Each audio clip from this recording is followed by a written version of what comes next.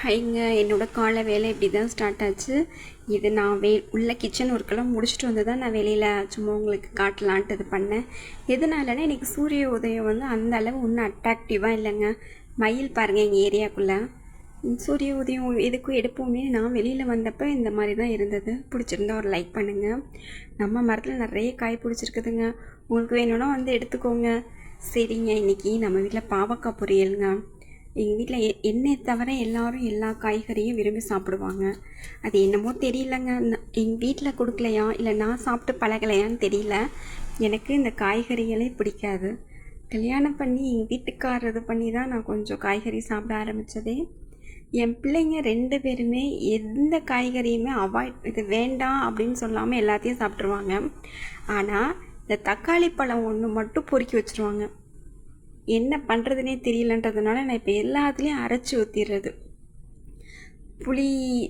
புளி சாப்பாடு பாப்பா கேட்டிருந்தா ஸ்கூலுக்கு, அதுக்காக வெந்தயத்தை வறுத்து வச்சுருந்தேங்க. பாவக்காயை பொரிச்சிடலான்ட்டு.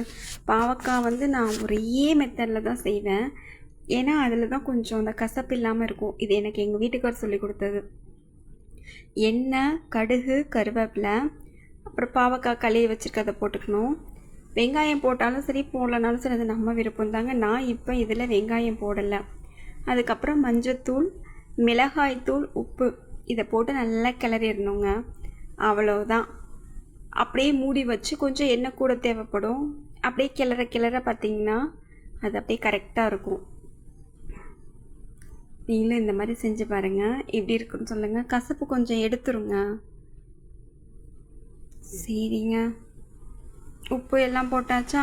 இப்போ ஒட்டுக்க நல்லா கிளறிட்டு மூடி போட்டு வச்சுருவேன். அந்த ரொம்பவும் எப்படி சொல்கிற, நெருப்பு வந்து ஃபுல்லாக வைக்கக்கூடாது. ஹை ஃப்ளேம் இல்லாமல் லோ ஃப்ளேமில் வச்சே வேக வைக்கணும்.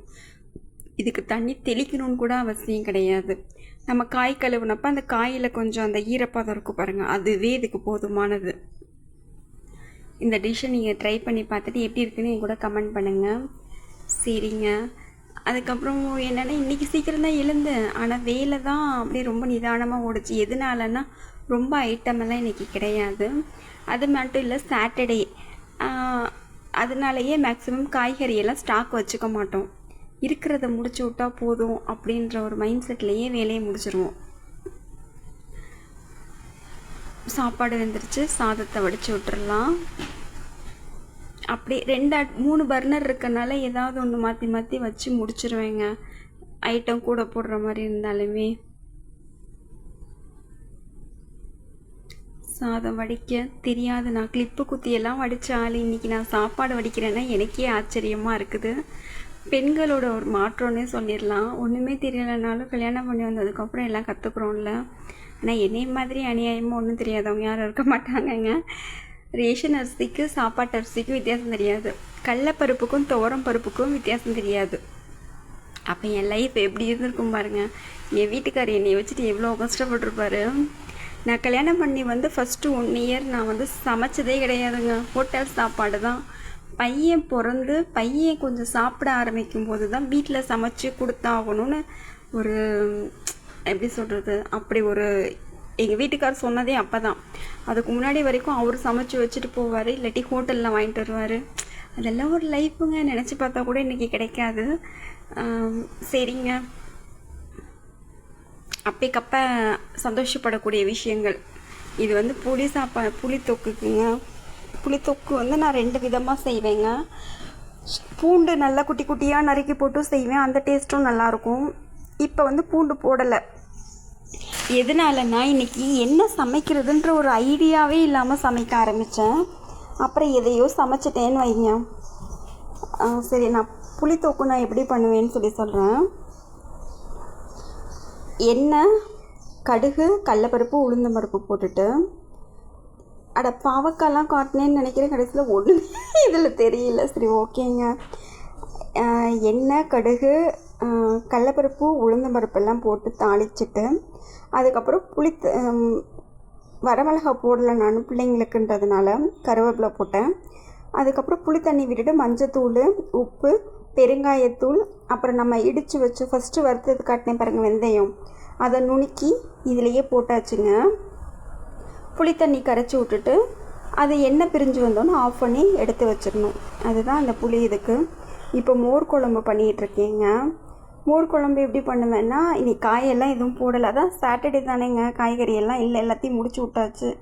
நாளைக்கு கன்ஃபார்ம் நான்வெஜ். அதனால் இதுக்கு என்ன பண்ணுவேன்னா, எண்ணெய், கடுகு, ஜீரகம் அதை போட்டு வணக்கிட்டு ஒரு துண்டு பச்சை மிளகாய், வெங்காயம், கருவேப்பிலை இதை வணக்கி விட்டுட்டு, இதுக்கு பேஸ்ட் என்ன தெரியுமா அரைச்சிருக்கேன் நான்?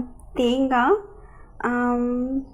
இஞ்சி, ஜீரகம், பச்சை மிளகாய் இதை அரைச்சி அப்படியே இதில் ஃபஸ்ட்டு போட்டுட்டு அந்த பச்சை வாடை போகிறதுக்கு லைட்டாக வணக்கி விட்டுட்டு அதோட மஞ்சத்தூள் சேர்த்துருக்கோம். பெருங்காயத்தூள் ஏற்கனவே போட்டு நான் சொல்ல மறந்துட்டேன்னு நினைக்கிறேன். எல்லாத்தையும் போட்டு நல்லா லைட்டாக அந்த எண்ணெயிலே வணக்கிட்டு அந்த ஸ்மெல் வரும் லைட்டாக அது வணங்கும் போது. அந்த நேரம் கொஞ்சம் தண்ணி ஊற்றிடணுங்க.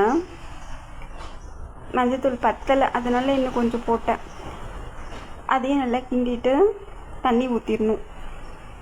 தண்ணி ஊற்றினதுக்கப்புறம் ஒரு கொதி வந்த உடனே நம்ம தயிர் இருக்குல்ல, தயிரை வந்து மிக்சியில் போட்டு அரைச்சிக்கலாம். இல்லை சில பேர் கடைஞ்சி வச்சுருப்போம்ல, அதையும் இது ஒரு கொதி வந்ததுக்கப்புறம் இதில் ஊற்றிட்டு இறக்கிட்டோம்னா வேலை முடிஞ்சிருங்க.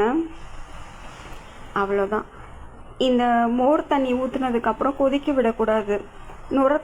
லைட்டாக அந்த பாயில் ஆகிற அந்த ஸ்டேஜ் வந்துச்சுன்னா போதும், ஆஃப் பண்ணிடலாம். மோர் குழம்பு ரொம்ப நல்லாயிருக்கும். இந்த மாதிரி ஒரு தடவை ட்ரை பண்ணி பாருங்கள். நான் இப்படி தாங்க வைப்பேன். அவ்வளோதான். ஆஃப் பண்ணும்போது மல்லித்தலையை தூவி நிறுத்திடலாம். பாவக்காய் ரெடி ஆகிடுச்சு. சாப்பாடு வடிச்சாச்சு. புளி தொக்குக்கு சாப்பாடு அதில் போட்டு ரெடியாக இருக்குது. கிளறிட்டு இனி பாக்ஸ் கொடுத்துட்டா வேலை முடிஞ்சிருச்சுங்க. இது தயிர் இருக்குது, ரசம் வச்சாச்சு. அந்த வீடியோ எடுக்கலை. இனி பஸ் வந்துடும்.